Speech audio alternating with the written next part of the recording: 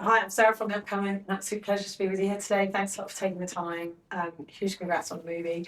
Maybe we'll start with you, Carmen. I mean, the film's set in the mid-90s, but there's a real urgency to it. Maybe you can talk a bit about why you wanted to tell this story and why did you want to focus on this particular period? Well, I wanted to tell a story about what it felt like to police my feelings, and I kind of traced that policing of my feelings back to when I was a little boy growing up in Syracuse. And so I wanted to revisit that time. And so that's why I kind of set this story then in the 90s. It was kind of like a healing experience in some ways. But in terms of the urgency, I mean, I don't know, this was just always, I think, the first movie that I was meant to make. And it's interesting because just recently there was, I think it was this past week, there was a report about 200 men in New York who were arrested in a bathroom by undercover officers. And it's just, it's eerie that it's happening around the same time as this film's release, but I guess it's all the more reason for films like this to still be made and work like this to still, exist. And for you too, I mean, when you picked up the script, what was your first thought? And I guess we do sort of feel like, oh God, I can't believe there would be these sting operations happening. But it actually wasn't that long ago. And have we moved on as much as we think we have? I don't think we have moved on at all. I think, as Carmen just said, literally within the last week and now across queer media and hopefully mainstream media will cover it. Entrapment's happening again. This should have been a period piece. This should have been like a historical document of the time. And it isn't. It's almost like zeitgeisty because of what's happening, which is quite frankly terrifying. It's an incredible story to tell. It's a real privilege, and it bounced off the page on the script. For me, my character coming into it feels very sexy to begin with and very nuanced and messy. But then as the story evolves, it's just built around shame and about never allowing yourself to be the person you're meant to be because of either society or timing. And this film is also about hope, and there's a lot of themes running through it. For me, it started with the script. I read the script and thought I'd never seen anything quite as raw or, urgent on a personal level. I feel like before even meeting Carmen, I was reading a writer who was like pouring themselves completely into the experience of the characters. And so the characters were so distinct and so vulnerable and all had their distinct voices, and it was just super clear on the page. And then I met Carmen and realized how raw he is as an artist and how much vision he has, and then got on set and we all rallied around him in a way that I've not seen before, because I think everyone felt that kind of pure passion and pure like need to tell this story. And as for the story itself, I kind of thought too that it was, or wrongly thought that it was a period piece, and that the entrapment that I'd heard of had kind of stopped with like George Michael and Oscar Wilde and those early historic stories that I'd heard of kind of like gay icons who were outed and persecuted publicly, and then reading the source material, the case studies that Carmen sent me from 2014, I was shocked then, and I'm even more shocked now as we're promoting the film. It's started up again in New York and other places, in places where I think we wrongly assume that we're in a way more progressive time where, people aren't pushed into the shadows and then persecuted in the shadows. It just feels, the more we've made and then promote this film, the more urgent it feels, which is bizarre. But I guess I'm glad we were able to tell a story that feels like it's holding a mirror up to society a bit. Yeah. It does feel urgent, yeah. Yeah.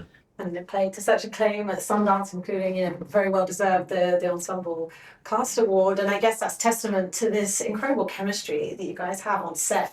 But your characters are really quite contrasting. I mean, they're both wrestling with repression and desire, but in quite different contexts and quite different ways.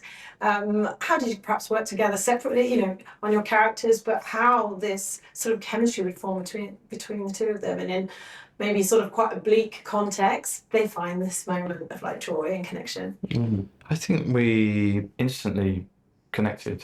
As actors, I think we both sing from the same hymn sheet, is that we're instinctive and we allow ourselves to be vulnerable and we are open to our scene partners. And I think, as soon as we met, it felt, obvious that we were going to be able to support each other in and be emotionally available. So that was a real privilege to meet Tom and do that for sure. But this, yeah, what you're saying about these characters is it's a power dynamic. The older guy, more experienced, younger guy, first time experience. It's an intergenerational conversation. But then the way that this film flips it on its head and power shifts and these characters ricochet off into places they never thought they would ever go or allow themselves to go is a wonderful thing to explore, and to have gone on that journey with Tom with these characters has just been a privilege. You don't feel the same? Yeah, I wish I could say the same, but yeah, well, no, I actually wish you could say we spent weeks auditioning the relationship and the chemistry, but actually it was but it was pretty natural. It came quite quick, and I think a lot of that is because it's on the page, like it's in the script, like the relationship is already there, so we just got to come in and embody it, and luckily again we're both actors who kind of want to play in the sandpit and get messy and be vulnerable and raw and allow ourselves to go to wherever Carmen needs us to go to, and we did it with a sense of humor, I think, as well. Like we laughed a lot, even though we were doing, it was heavy material, and the things that our characters are going through and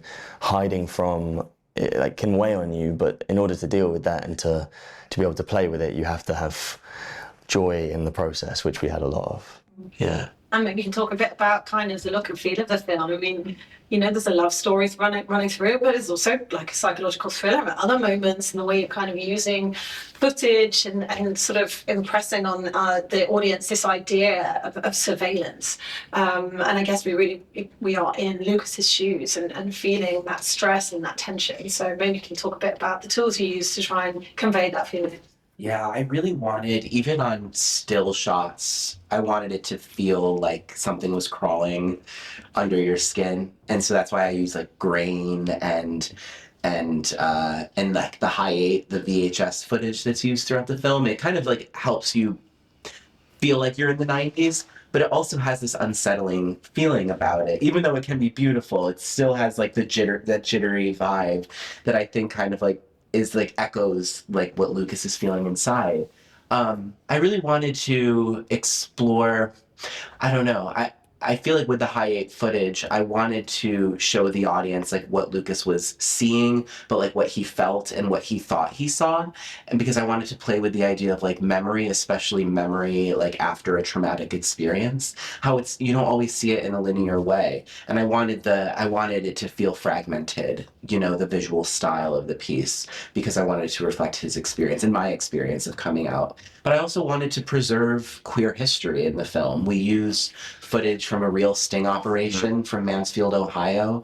We got permission to use it from the police department as long as we changed the faces of the men who were arrested, because what the police officers did was they would film behind a bathroom mirror and entrap men that way. And that footage, you know, was found in a garage somewhere, and now it's preserved forever in our film, and that means a lot to me. But I also have my own home video footage in the film as well. The little boy in the film who plays young Lucas is my brother when he was a toddler, and that was recorded by my dad. So it's kind of like this, like, it's my first feature, but it's also like a time capsule of everything that makes me, you know. Love that. Maybe you can tell us a bit about, you know, casting and working with this pair, and did you already have people in mind, you know, and what was that working relationship like on set? It took me a few years to write the film. So as I was writing, I had a few people in mind, as you know, over the years that kind of like went in and out. But as soon as, like, I think it was 2020 when I saw a recorded production of Angels in America that Russell was in for the National, and he was just in my mind since then as Andrew, and I kind of was writing the role for him in a lot of ways.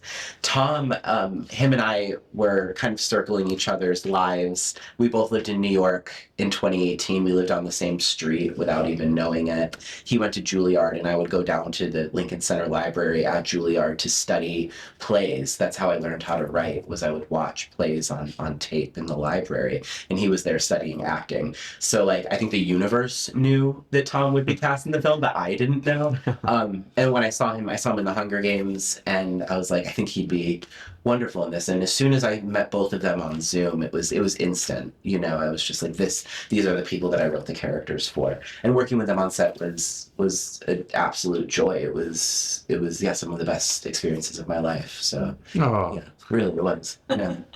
And what do you hope people will take away from watching the film? Do you think there'd be perhaps in a way a different response in the US than there might be here? I mean, maybe your perspective rather than the British, where we are in the UK. I mean, like you said at the beginning, perhaps, you know, we've taken one step forward, two steps back in terms of our tolerance of these things. And there does seem to be a bit of backlash in the air. So maybe it does feel more important than ever to be sparking conversations about, you know, how free we are to love who we want to love. yeah, I mean, it's the cha-cha-cha, isn't it, when it comes to civil liberties at the minute. It's terrifying, but I hope people connect to this story and connect to these characters. We've had multiple people who have seen the film come up to us afterwards and go, what's happening to Lucas? Where's Andrew? What are they doing? And that's a wonderful acknowledgement of the work that these characters have stayed with an audience. I hope more and more people come and see it and connect, but I also hope, because of the current climate, what we're talking about, this sting operation, is that there will be a huge swathe of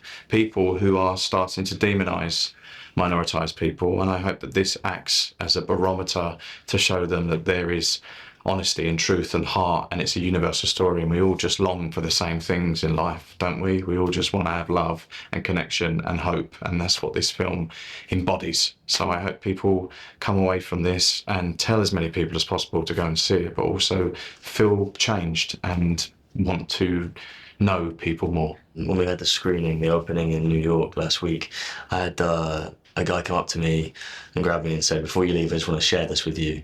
He was crying, and he told me that he was Russian, and he was a Russian immigrant living in New York, and he was gay, and he said that the film spoke to him in ways that we couldn't even imagine, because he said, I lived through this in Russia, and you know, I was persecuted there, and I couldn't love freely and openly, so I loved secretly, and then that was persecuted even more, and so I came here. And to your question about how we might get a different response here to the US, I feel that reminded me, speaking to him, that he's come from Russia, where there is like extreme oppression politically and socially, and you can't help but feel like the US is kind of following suit a little bit at the moment. It feels like it's becoming like an oligarchy for a select few that serves a select few people, and you can't help but feel like the UK is slowly following America's lead. So I hope, I guess on a big picture, I hope our film serves as like a little bit of a warning bell when you see films like this, and hear stories like that man's who came up to me, that you get to go, hang on, do we really want to live in that society? Do we want to live in a society where everyone has to repress themselves, and where does that lead? Like, if everyone is having to repress themselves for fear of being caught or caught out or dobbed into the police, then where do we end up? Like, you see where it ends up in Russia. I mean, I don't think any of us want to live that life. So what's the ultimate goal of it all? Well, do they want everyone to have the same haircut and the same name eventually? What is the ultimate goal? Just making everybody the same. It's crazy and bonkers, and this sort of drive to, you know, control and make everyone live within certain parameters. It's just impossible. Like, humanity leaks. Humanity is not quantifiable into one sort of mold, and yeah, I mean, that's quite deep. I love it. Thanks. Humanity leagues. Humanity leaks. Humanity. I do, yeah. Oh, yeah. All right, good.